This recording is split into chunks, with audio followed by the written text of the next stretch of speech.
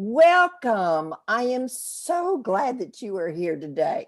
This is always an exciting time for me to be able to share great guests that I have, like I have today.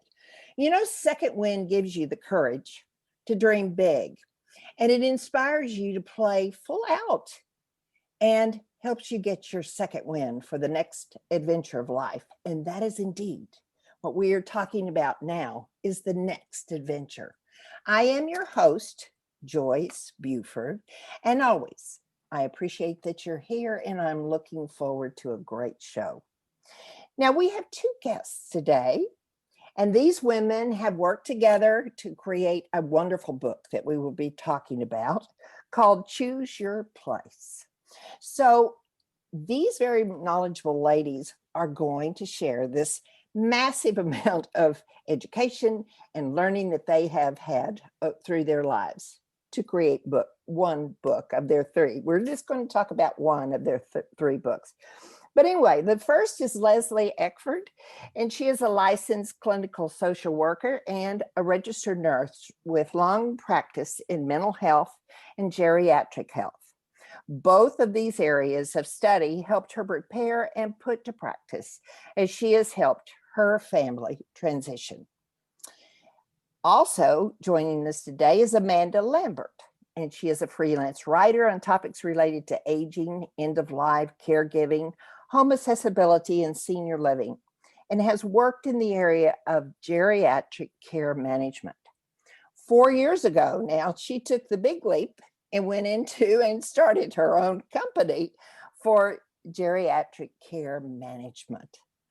Welcome, both of you. It is a joy to have you here. Thank you, Joyce. Thank you, Joyce. Yeah.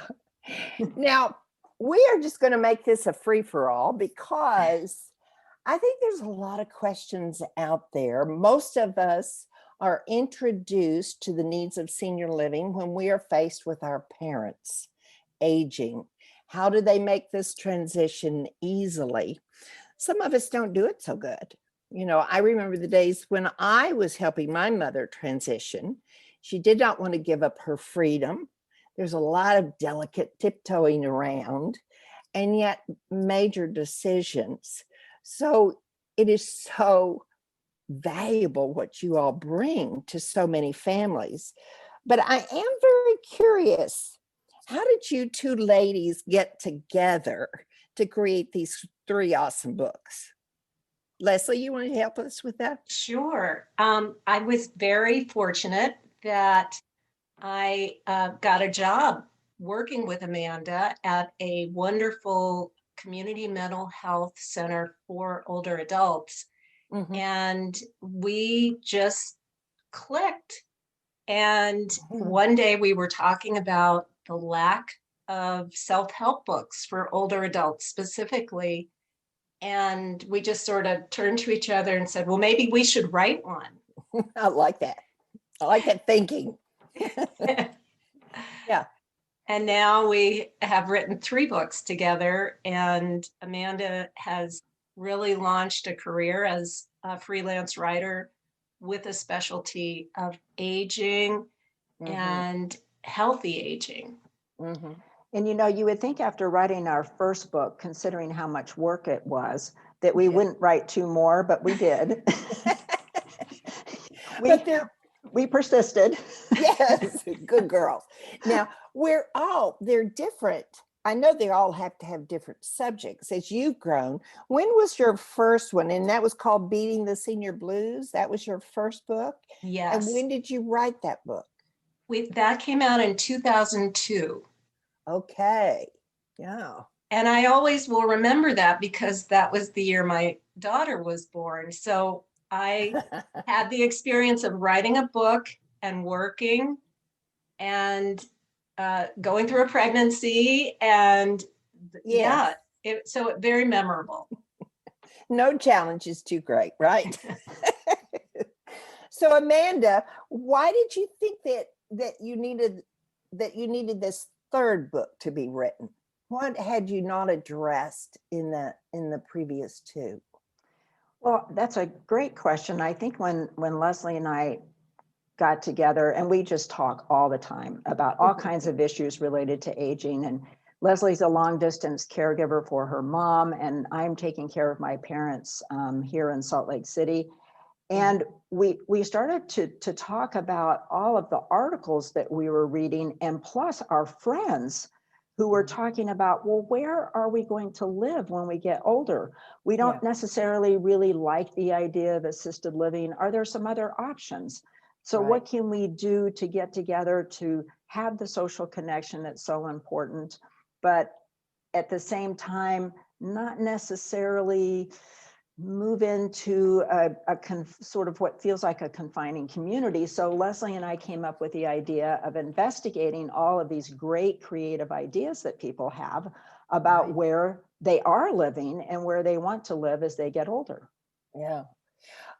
What fascinated me when I started talking with you all is that, of course, my only experience was with my mother, and that was like 15 years ago. And she lived to be the ripe age of 99. So almost made to 100. But there just wasn't that many options in my book. I was totally unaware and unprepared, really. It's like she can't stay by herself anymore. So I guess she has to go into community. I call it community living. What do you, that's where they start normally, where they're in a facility that has maybe 3 different degrees of living situations. But the thought that you shared with me, that there's really some options, I kind of liked, you know? Yeah, I think, I mean, you're absolutely right, Joyce, that, you know, when you placed your mother in, I guess we kind of call it senior living, but community living, there weren't many options. And now there are lots of options, and there are actually companies that are springing up to help pair older adults with sometimes younger adults, or to pair them with other older adults for roommate situations or home sharing situations. So there's kind of the beginning of this underpinning of support for some of these creative ideas. Right. And I think it's really exciting. I think that the challenge is, when I talk with my friends, everybody has great ideas, but nobody really knows exactly what they want to do or how to make it happen. And I think that sometimes, you know, necessity is the mother of invention. And when you get closer to really needing to make a decision, then, you know, then that's sort of the impetus to really make a change. Right. Can you, from your book, I know in this 3rd book, and particularly you've provided a lot of stories to help provide more visibility to the reader. So can you think of a story of somebody that's adapted to one of these new living models that they're talking about? Yeah. Well, Amanda we have, or as you said, Leslie? we have Go ahead. lots of stories. One thought just sprung into my mind, and it has less, it's sort of more of what we think of community and making choices. I know of a woman who had reached her 60s, and after her husband had developed a very difficult and terminal illness in his 50s, he passed away. And in her youth, she was suddenly finding herself with a family home full of belongings, and now she was a single person, and she really gave it some thought, and she thought, you know, I want to go back to where I went to college, which was across the country in California. She had so many wonderful memories about this college town, and so she sold her house. She gave away most of her belongings. She went across the country. She went to her beautiful little college town, but found that it was completely different than the way she remembered. And she was able to talk to her daughter. Her daughter came out, and they took a road trip back to the town where she had lived before. And this all took over a couple of years. Yeah. And she was very happy, and she had already done the downsizing. So she was able to move into a smaller place, and she was very happy to be back with her knitting group and friends that she had made along the way there. Mhm. And I bring up this story because we all have wishes. We have a life that we wish for, and we have a life based in reality. And when we put a lot of effort and thought, we can make a life that is closer to our wished for life, but it doesn't always work. One of the things that Amanda and I are really emphasizing in this book is you have to keep an open mind. Mm. Some things are going to fit and some things aren't. Mhm. And if we all had $1 million to try out different things, that would be great. But that is part of the experience of choosing where you want to live as you Right. age. And that's one of the reasons that Leslie and I felt it was really important in this book to put pros and cons of each possible living scenario, because there is no perfect solution. There are always going to be downsides and there are always going to be upsides. Mhm. And so I think Leslie is so right. It's important to be flexible, but also to go in with your eyes wide open, that you Right. may fantasize about this wonderful living situation, and then you may find that there are parts of it that you just didn't anticipate. Right. And that's just part of the process. And I think that's true of the sort of the traditional, like you were saying, Joyce, for your mother, the traditional assisted living. I think the term assisted living has such negative connotations. I think that's one of the reasons people are gravitating. Well, certainly there are plenty of people moving into assisted living even today, but Yes. some people are gravitating away from that concept because it feels quote unquote old to them. Mhm. And people don't want to be old. They want to be Mhm. young old. Right. Here, here. Yeah. I'm one of those people. I'm one of those people too. And I think one of the things that we are seeing also is people who are entering their 60s and beyond had the experience as you're describing. Well, these were the options, Mhm. A and B. Mhm. None of them looked very good to us. And they were our parents' choices. And so we, being the boomers that we are, think, no, I want to do it my way. I want to design it for myself. Mhm. And so Amanda and I are also very rooted in reality.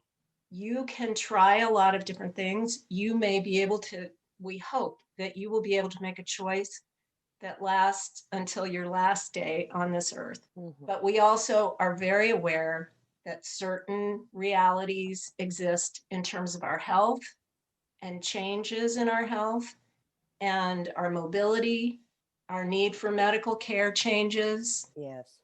Doesn't happen to everybody, but we really insist that people be aware of that and save some of their funds to deal with that if they can. If they can. Right. Not everybody can do that for sure. Right. Yeah. And There are a lot of things to think about because they come so quick as the age progresses, and you go, I never thought I'd have to do that. you know, I never thought I'd have to. I remember mother kept falling, and she was in a facility. They couldn't pick her up off the floor without the emergency room coming. Mhm. And I was like, I was over there maybe 3 times in one night. And so, there's just little things like that. For her, I'm sure it was very frustrating and irritating and all of that. It's just that whole process is just an adjustment time for the family, and flexibility is a must. Absolutely. And we talk a lot, and I write a lot about planning. And it's just human nature not to want to plan for something bad. Right. And Yes. that's just human nature. And so you have to push yourself past that discomfort and plan to the extent that you can, and revisit your plan a lot. Because, I mean, really the conventional thinking is that everybody over the age of 18 should have advanced directives. Well, an advanced directive at age 18 is going to be very different than an advanced directive at age 90. Yes. So obviously you need to revisit that and rethink, and maybe you've changed your values, maybe you've changed your opinions about what end of life means for you. So we just can't emphasize that enough, that if you really plan and if you educate yourself about what aging really looks like and what the costs are, to aging because it's expensive. It's Yes. expensive to age. It Unless is. you're Dick Van Dyke and how old is he, Leslie? 95. 95 and still dancing, and and he'll probably just keel over one day and be done, but it doesn't always happen like that. Well, that's the way we all want to go, right? We just Yeah. knock over and we're gone, and we say, okay, I'm through. Yeah, exactly. And I wanted to mention something else. I met someone who lost her spouse, and so she decided, they were living in a home together. So she decided she didn't want to be alone, so she moved into a big condominium building, a high rise. Yes. So she purchased the condominium, and she reached out to her friends and said, hey, this is great. I have neighbors, I have single level living, I have a pool. Come join me, buy in the building, and we can all be together. And you know what they all said? We're not ready. Oh, We're not ready. They weren't ready to give up their single family homes, to give up, to make that kind of change. right. They just didn't see that as a transition, even though it seems like a really minor transition, right? I mean, you're going from a yard to no yard, which sounds Right. good to me, but Yeah. so I think that Particularly in Utah at this time with your 100-degree in weather. Utah at this Yes, time. yes. I know. That's exactly right. So it's, people have the idea, but they don't necessarily have the impetus to really make a decision. Her spouse died. That was a dramatic, unexpectedly. Yes. So that was a, traumatic change where suddenly she's got to figure out what to do with her life. That wasn't something that was planned. That was something that she just, had to make a decision, but she can't get anybody to join her so far. And you know what that makes me think of? I believe this is something fairly unique to our country, is our emphasis on youth and our denial of aging. So Yes. there's aging and what we see, but when it comes to ourselves, well, I'm not old. Oh, well, I'll do that in 10 years. I'll do that when I really need to. And we're all sort of pushing the can down the road. But it's also about, again, taking a good, honest look at, okay, how long am I going to mow that lawn? And, and people do love to mow their lawns. I'm not knocking it, but we also, as a nurse, I've seen a lot of issues arise from doing garden and yard care. So I think that we also need, I just think of that woman's friends, maybe they want to wait until a crisis occurs, like a spouse passing away, or they want to wait until they break their hip to find a home that is all single level. But what our book also looks at is, okay, say you have that single family home and you are invested in staying there. What can you do to make that home a home for you to age there safely and accessibly? And there are lots of things. And sometimes money is an issue, but if you can start some of those things, and one of the things that I'm most intrigued with that people are doing is the people staying in the single family homes. And many of these are women. Yes.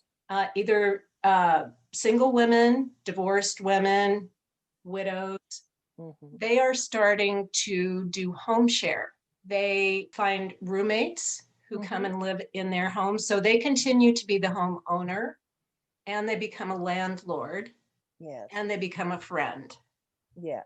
Of like-minded people, and usually other women, sometimes not. And we're seeing that growth of that trend.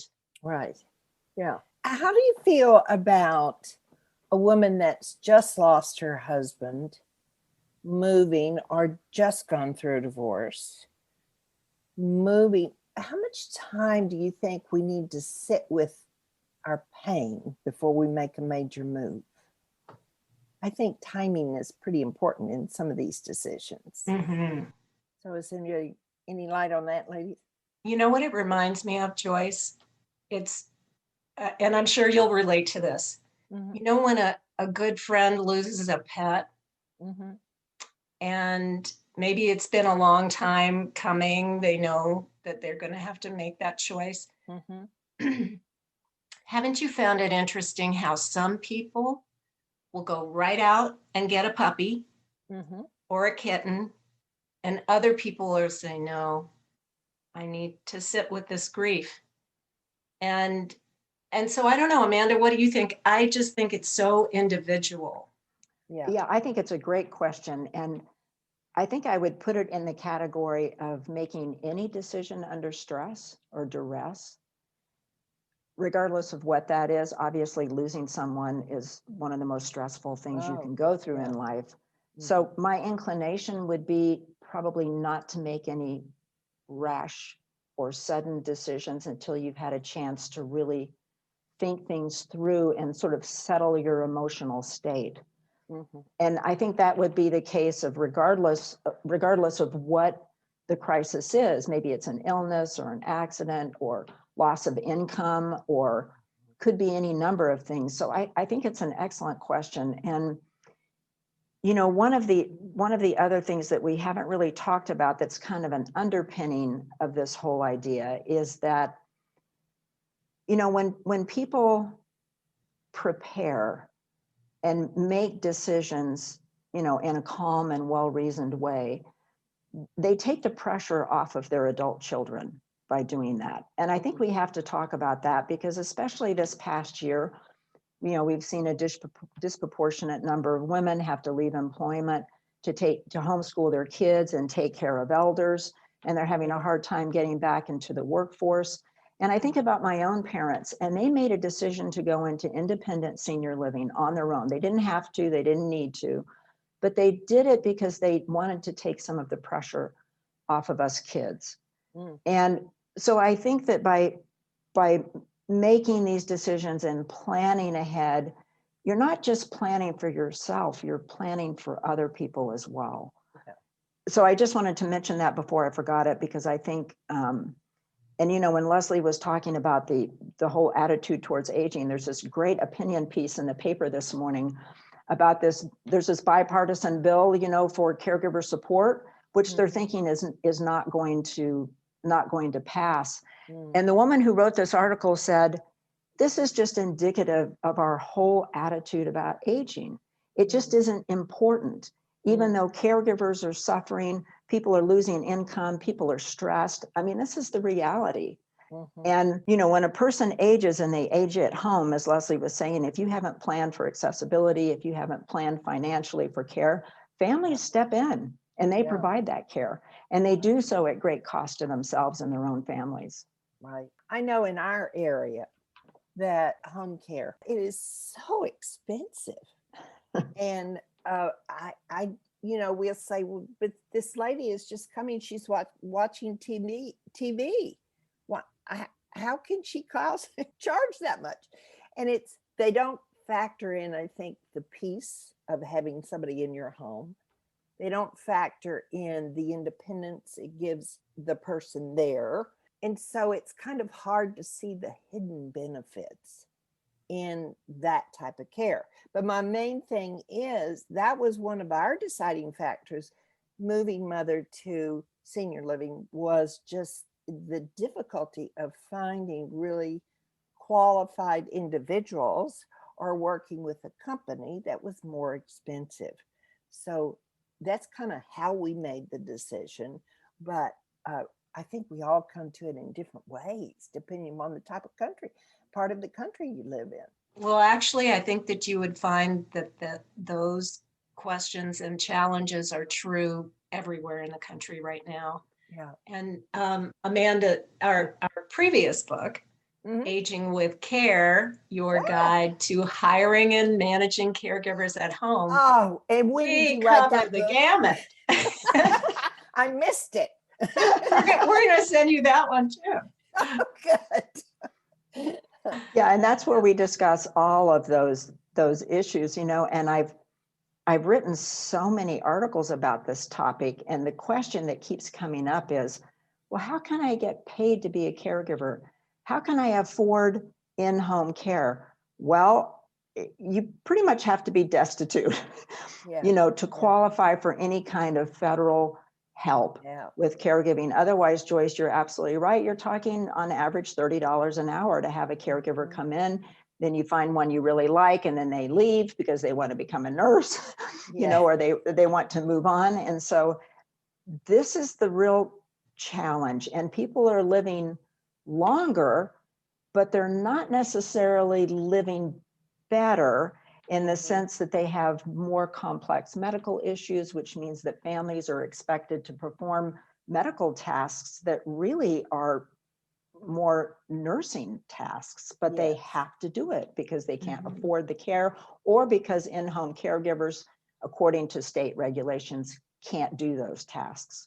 So yeah, it's a great question, but I didn't want to sound so negative about it. So I will say that I have a longtime childhood friend whose mother just passed away last year at age 97. She was in senior living, but she had an in-home, call her a companion, a caregiver. And they obviously could afford to have this person. But this person allowed my friend's mother to age with a quality of life that probably few people would have at her age. This person took her to her swimming group. She swam up until 3 years before she died. Really? Yes. Awesome. And so she was able to basically facilitate those parts of her life that gave her joy that she wouldn't have been able to do without that caregiver. And Leslie can speak to caregiving because your mother has full-time caregiving. My mother has full-time caregivers, and I totally relate to that. And I also, over the years, have gotten to know the caregiver. So I feel like a caregiver advocate as well.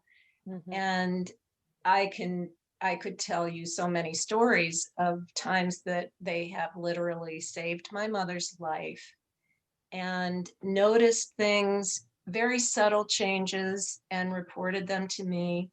I have one caregiver, you know, we were talking before the show about the frustrations of technology. As a long distance caregiver to my mother, I need to have those video calls, and my mother needs to have them. And oh my goodness, I have tried so many different types of devices and techniques, but I have one caregiver who is just my trooper. She will always get us connected, and it's just so meaningful to us. And then she'll call me and say, your mother has been so happy since you had that video call.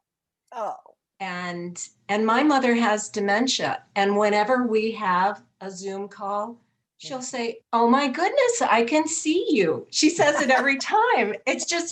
It's like Groundhog Day. It's a joy that is experienced over and over again. And it just fills my heart with joy. So, and there's no way that could happen without the caregivers there. Right. And I do want to mention that in all of this, and Amanda has alluded to this, and Joyce, I'm sure that many in your audience can relate to this. Women become the family caregivers at the first need. And they often give up paying jobs. They often give up benefits from jobs. And families sometimes do and sometimes don't provide some sort of financial payment for their service. But when they estimate the financial cost of that family caregiver care, it's in the billions across the country. Women who have given up, younger women, middle-aged women who have given up their own careers and ambitions. And I know that many in your audience are looking to make changes. And they may have to incorporate. They may have no choice. And it's a dilemma. Yeah, it is. One of the things that I appreciated, Mother did move to a assisted living and a memory care eventually. And I, of course, had my own agenda for Mother to stay with me. And as her body started shutting down in the final days, I was just, no, we have to do this. And the lady shared with me, because she knew, because of her experience, this wonderful knowledge that this is what's happening with your mother. So this is normal. This is okay.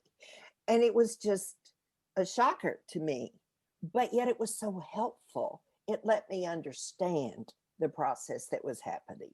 And so I am an advocate of having caregivers work with your mother. So, or your senior or what person, whatever. Okay. Now I have somebody out there that's listening and she is going, okay, so I'm facing this. I want a plan. I want something different for my mother or for me. And what is in the book that you have that they can benefit from going to your website and ordering it today? What do they need to know about this book that makes it so a valuable resource for them? The Choose Your Place, Rethinking Home as You Age. Which one wants to speak on this, ladies? Amanda or Leslie? Amanda? Well, I'll just pop in there, I guess, since Pop in. well, I think what the book, what we hope it does, Yeah. is that it gives people ideas that they may have never considered. And especially for, I mean, and some of the ideas are expensive, like co-housing. Other ideas are not expensive. And so I think that what we've tried to do is reach out to as many groups as we can to help people realize that you don't have just one choice. You actually have lots of choices. And we also give people links to organizations and other support to be able to find out about these options in your community, because some people are going to live in communities where the options will be limited. Let's just be honest about that. Right. The other thing that we talk about is advanced planning. We do cover that subject in our book. So if you don't know what that means or what you need to cover in getting started, we do give you some instruction about that as well. And I did want to mention that, I've forgotten that the two folks who moved to Ecuador, an older couple who moved to Ecuador decided to do the international, this is before the pandemic. Well, I don't know if Leslie knows this, but they decided they'd lived there for, I don't know, 2-3 years at least. Mm-hmm. They decided to uproot themselves and start to travel abroad now that they can. And they are now in Mexico. And so they sold everything and they are just, again, and they are just traveling around the world. So for people who are really brave, we cover that option as well. Yeah. Yeah. We really try to run the gamut of experiences that people are having. And we talk to people who trade their life in a 5-bedroom home to living in a 1,700 square foot apartment in a major city. A complete change. We cover people who have done the van life, selling everything and moving into a van and traveling. I would say, actually, though, I would have a caveat on that. Since the pandemic, that has become so popular with all ages of adults that many communities are having problems with having too many vans parked in residential neighborhoods.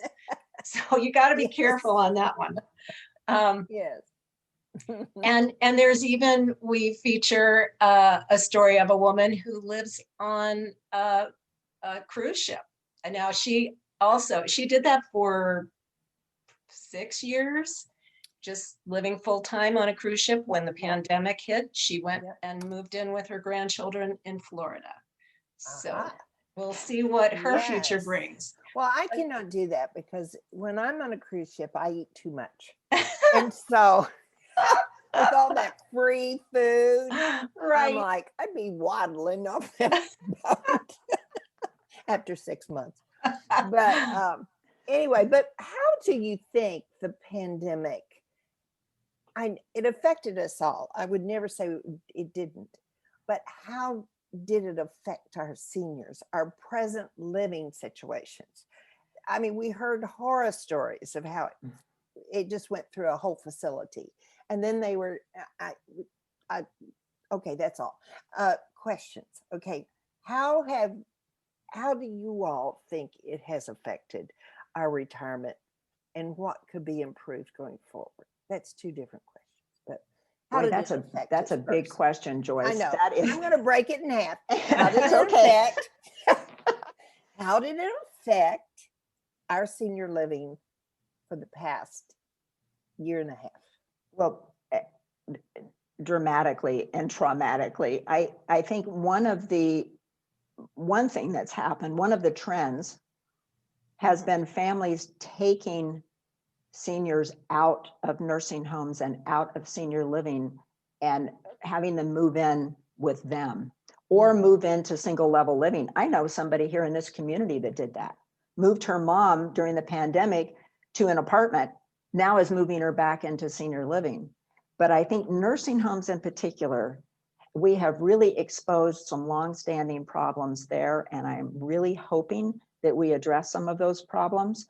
But I think there's been some shifting in thinking. On the one hand, if you had my parents, I didn't see them for a year, except for 2 medical appointments because they were under quarantine. This is damaging to people. Yeah. I mean, it has had, when I see how my parents have declined in this past year, it is just shocking.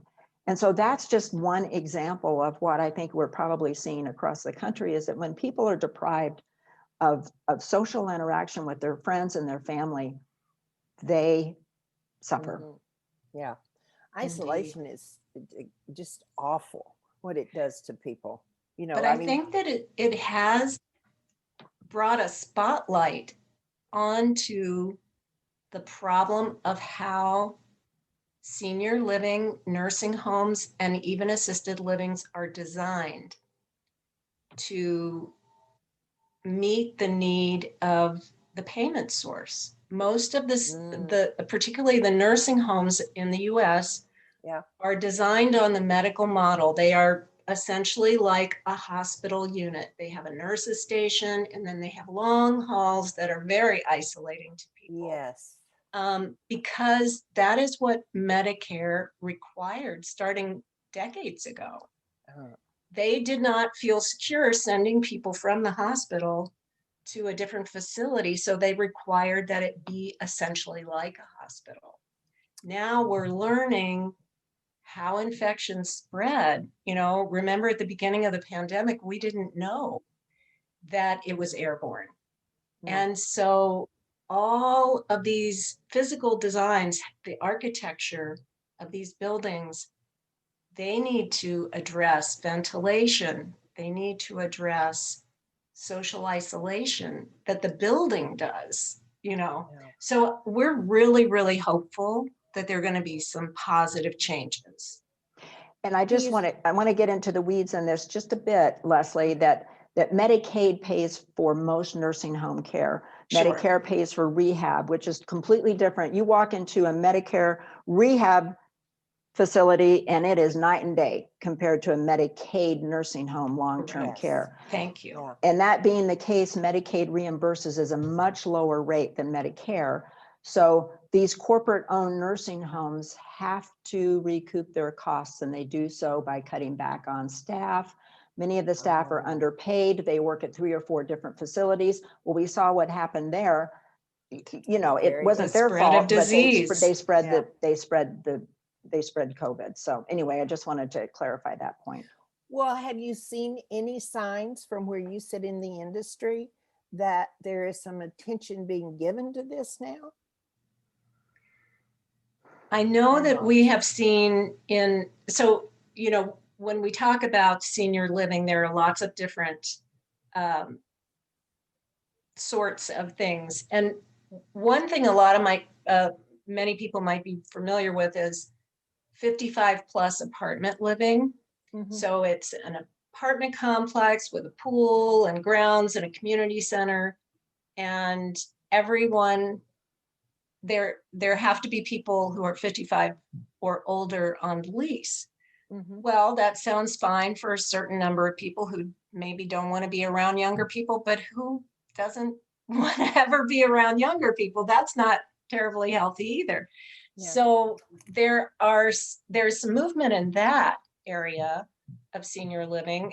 There is a company called Upside Home on the East Coast, and they are developing these apartment complexes where multi-age living is allowed, and they will help you find a roommate. So Oh, they have apartments. They're very nice. The main living area is furnished, and then your bedroom, and you have your own bathroom. You bring in your own furnishings.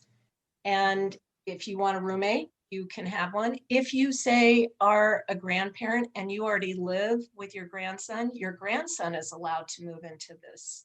oh, Or you have a friend who's younger than 55, they're allowed to move in. Mm. So, as I said, these can provide a community living experience without being segregated by age. mhm, So that's a good trend. yeah. And Joyce, I just have to say that question that you asked is the $1 million, it's probably more than that now, but the $1 million question. And I think that we're still waiting to see. I know that nationally assisted living communities were hit really hard during the Yes. pandemic financially, but they're rebounding. Mm. I mean, in this area here, they are completely rebounding. People, despite the fact that they were under quarantine, couldn't go down to congregate meals, had to cut off activities, people are still moving in. Probably because they figure, well, it's over. Well, It's not going to happen again. right. We don't know that. Do they require that they have shots in those type of facilities, the COVID shot? They strongly urge it. I know where my parents live, I think it's like 99% have been vaccinated. Yeah. The particular community where my parents live, they have been really good. I mean, really strict, Mhm. but they've only had a few outbreaks. I mean, they've really been able to contain it, but they've been able to do so at the expense of allowing people human contact. So that's the pro and the con. As far as nursing homes are concerned, I certainly hope we see some changes. That's where things Right. really need to improve. And I'm hopeful, but we'll just have to wait and see. Yeah. Well, you've given us some really good suggestions of ideas of options that are available for us. Now, there's not just one route to senior living. There are really some great ideas. So I can see that your book is really going to open thinking, open our minds to options. Actually, aging happens to all of us. So we have no choice whether we want to go or not. Well, we do, but let's not go there. Life is too sweet to do anything drastic like that. So it really is, at least what you ladies have done for me is to sort of jar my foundation to say, maybe you need to look at some things, Joyce. Since I'm definitely in the aging track, like we all are. But it is something that we need to take more control over, I think, instead of just letting it slide, because ultimately it's our life, isn't it? We do have decisions to make here, just like where we're going to bank and where we're going to live. So, yeah, for me, I think it's been a wonderful time to spend with y'all, just to open up my door. Okay. A little wider. Exactly. Yeah. Exactly. Well, And I know my listeners have come away with some great ideas. So how do you see, like Amanda, you've done this major, this 4 years of your own management company. And how do you see going forward that we're paying more attention to the betterment of life for our seniors? I think if I could identify one thing about aging and about making decisions, it's to do everything that you can, everything that you have control over to manage your own health, your own mental and physical health. Yes. And we can all be better, and we all need to be better, because we don't know what's going to happen. But whatever we can control today, we need to do it. And I think, for me, I've just, and my association, my relationship with Leslie, we just look at each other and go, hey, let's just do it. Let's just give it a try. And it's just Right. amazing what happens when you just put your mind to it. You have the passion, you have the interest, it gives you energy. I love the name of your show, Second Wind. It gives you that second wind. Yeah. But you have to have the physical body and the mental clarity to be able to do what you want to do. So pay attention to those. Yeah. Yeah. Get out there and do that exercise, even though you don't want to do it. That's right. You got to do it. It's so good. It helps your brain, your body, your heart. It's really good. Yeah. And I would like to add, I would just encourage all of your listeners to go out there today and to start seeing old people. That is so important. So many times in group sessions that I would do with older people, particularly women, would say to me, you wait and see. You become invisible to other people as you get old. And so if you can just start seeing people who are old, recognize them, address them, you will start experiencing what they have to give to you. Right. That's so important. Yes. And it works both ways. The woman that is the widow also has a responsibility to say, I'm going to call a friend. I'm going to do this. I'm going to get a walking partner. I'm going to do something. We all have responsibilities here to move ourselves out of sticky situations. I believe we do have that, and we can. It's shifting our mind. And I love your website, Mindful Aging. It's a great website. Thank you. I really like the way you named it. I love the name. mindfulaging.com. So I invite my listeners to also go to this website and just see all that they have there to offer. There's something on one of the pages, I just loved it. Let's see, you said support aging. What are you interested in? Supporting aging, elder care, or caregiving? So there's something for everybody in all different phases of the transition of aging. So I love the website. There's a lot there that they need to visit and become more aware of. So I thank you very much for being on Second Wind. It's always exciting to me how I get to meet such fabulous people. And it's one of the reasons I love podcasting is because I'm just so happy that we have all these resources out there. And if we can put them all together, we'll change the future. And I thank you so much for what you're contributing to the change. Thank you, Joyce. It's a pleasure to be here with you. Yeah. Thank you so much, Joyce. Yeah. So this week we've made some great suggestions that Amanda and Leslie have made some wonderful suggestions of things that you can go out and touch your neighborhood, your seniors in your neighborhood, to help them enjoy the day or something so simple. You have so much power. So please, this week, think about what you would like in the years going forward and how you'd like to interact with your life and plan it out. And also think about buying this book, because this is the thing that's going to open that door for you.